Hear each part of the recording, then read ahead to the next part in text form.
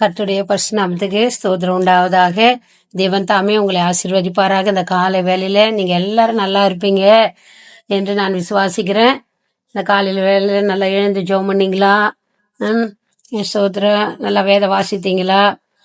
ஸ்தோத்திரம். ஏதாச்சும் ஒண்ணு செஞ்சிடணும். காலையில எழுந்த ஒண்ணு ஆண்டோடைய கிருபை என்ன பண்ணணும், நம்ம வாங்கிக்கணும். சரிதானா? அப்போ இந்த தேவனுடைய வார்த்தையை நம்ம கவனிக்கலாம். ஏசாயா 66ஆம் அதிகாரம் 13ஆம் வசனத்தை நம்ம கவனிக்கலாம். ஒருவன் அவன் தாய் தேற்றுவது போல நான் உங்களை தேற்றுவேன், நீங்கள் எருசலேமிலே தேற்றப்படுவீர்கள் அப்படின்னு ஆண்டவராகிய இயேசு கிறிஸ்து சொல்றாரு பாருங்க. ஒரு தாய் தேற்றுவது போல நான் உங்களை தேற்றுவேன். இந்த உலகத்துல ஃப்ரெண்ட்ஸுங்க இருக்கலாங்க, அப்பா இருக்கலாம், சகோதரர் இருக்கலாம், சொந்த பந்தங்கள் இருக்கலாம். ஆனா அவங்களை குறிச்சு ஆண்டவர் சொல்லலைங்க. ஒரு தாய்க்கு தான் தெரியுங்க. நமக்கு சாப்பாடு இல்லைன்னா கூட குழந்தைங்களுக்கு கொடுத்துட்டு தாய்மார்கள் என்ன பண்ணுவாங்க, பட்னியா படுத்துப்பாங்க. ஏன்னா அப்பா அப்படிலாம் செய்ய மாட்டாங்க. சரி அம்மா மனைவி போட்டிருப்பாங்க அப்படின்னு அவருக்கு இருக்கும். இருந்தாலும் அந்த பிள்ளையினுடைய கரிசனையை யாரு கவனிப்பாங்கன்னா ஒரு தாய் தான். அவங்களுக்கு தான் தெரியும். ஏன்னா அவங்க தான் 10 மாசம் சுமந்து அதை பெற்று எடுத்து வளர்க்கறது அவங்களுக்கு தான் தெரியும். ஜென்ஸுங்களுக்கு சம்பாரிச்சு அந்த போடுவாங்க, அவ்வளவுதான். மற்றபடி அவங்களுக்கு அதை பத்தி எதுவும் தெரியாது.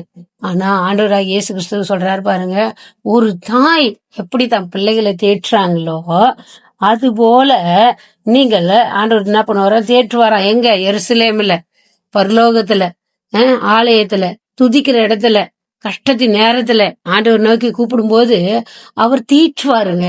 அவர் ஆற்றுவார். உன் காயங்கள் ஆற்றுவார். மன காயம், மன வேதனை, துக்கம், துயரம் எல்லாவற்றையும் ஆண்டவர் ஆற்றுவார். முதல் தாய், தகப்பன். ஆனா இங்க தாய் தான் சொல்லப்பட்டிருக்கிறது. தாய் தேற்றுவது போல நான் உங்களை தேற்றுவேன்னு சொல்லிட்டு சொல்றாருங்க. அப்படியாக தாய் தேற்றுவது போல் தேற்றுறது யாருன்னா ஆகார் பாருங்க. அவங்க புருஷன் என்ன பண்றாரு, அந்த குழந்தைய இஸ்மவேல் என்ன பண்ணிடுறாரு, அனுப்பிடுறாரு. சாப்பாடு தண்ணி கொடுத்து அனுப்பிடுறாரு. வனாந்தரத்துக்கு போறாங்க. அப்போ சாப்பாடு திந்துச்சு, தண்ணி திந்துச்சு. அப்போ அவங்க புருஷன் நோக்கி ஆபிரகாம கூப்பிட்டாங்க கிடையாது, ஆண்டவர் நோக்கி தான் கூப்பிட்டாங்க.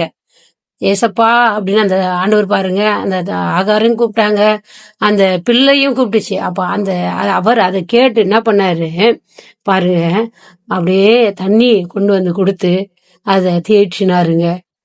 ஒரு தாய் இதை நான் அது சாகிறத என்னால பார்க்க முடியல அப்படி சொல்லிட்டு தூரத்துல போய் கூப்பிடுறாங்க.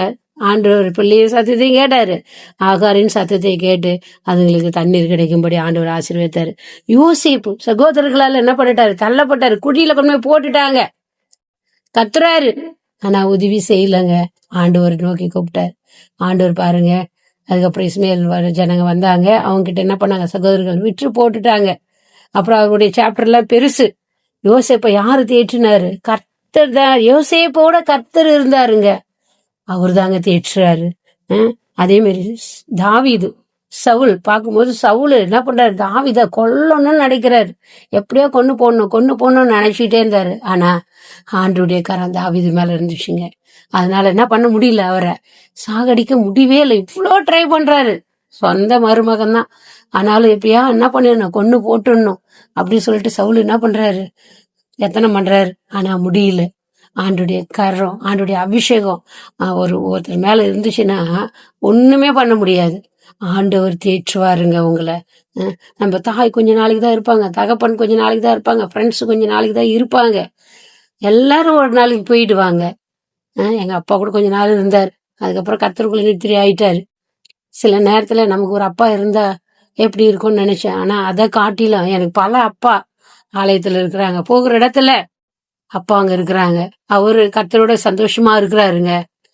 இல்ல மாம்சத்துல சொல்றேன். ஆனா ஆண்டவர் எப்பொழுதும் ஒரு தாய் தேற்றுவது போல நான் உங்களை தேற்றுவேன்னு சொல்றாருங்க. உங்களுடைய கவலைகள், கண்ணீர்கள், கஷ்டங்கள் ஆண்டவர் தேற்றுவாருங்க. இந்த நாளிலிருந்து பயப்படாதீங்க. அவர் ஒரு தாயை போல உன்னை நேசிக்கிறார், ஒரு தந்தையை போல அவர் அணைக்கிறார். இந்த நாளிலிருந்து ஆண்டவர் உங்களை தேற்றுவார். எவ்வளவு பெரிய துக்கம், துயரம், பாடு, வேதனை, வியாதி இருந்தாலும் ஆண்டவர் உங்களை இந்த நாளிலே தொட்டு சுகமாக்கி உங்களை தேற்ற போகிறார். விசுவாசிங்க. நம்ம ஜெபிக்கலாமா? எங்களை அதிகமா நேசிக்கிறீங்களா? அன்பின் தகப்பனே, இதை கேட்கிற அருமையான சகோதரர்கள் வயதானவர்கள், வாலிப பிள்ளைங்க, வாலிப பெண்கள், வயதானவங்க, படுக்கையில இருக்கிறவங்கள கர்த்தாவே நீங்க தேற்றுங்கப்பா, நீங்க ஆற்றுங்கப்பா. ஒரு தாய் தேற்றுவது போல நீங்க தேற்றுகிறவர், நீங்க ஆற்றுகிறவர். எருசலேமுக்கு ஆண்டவரே தேற்றப்படுவது போல நீங்கள் எங்களை தேற்றுகிறீங்க. ஒவ்வொரு நாளும் இவங்களை தேற்றுங்க. கேட்கிற பிள்ளைகள் தேற்றப்படட்டும், ஆற்றப்படட்டும்.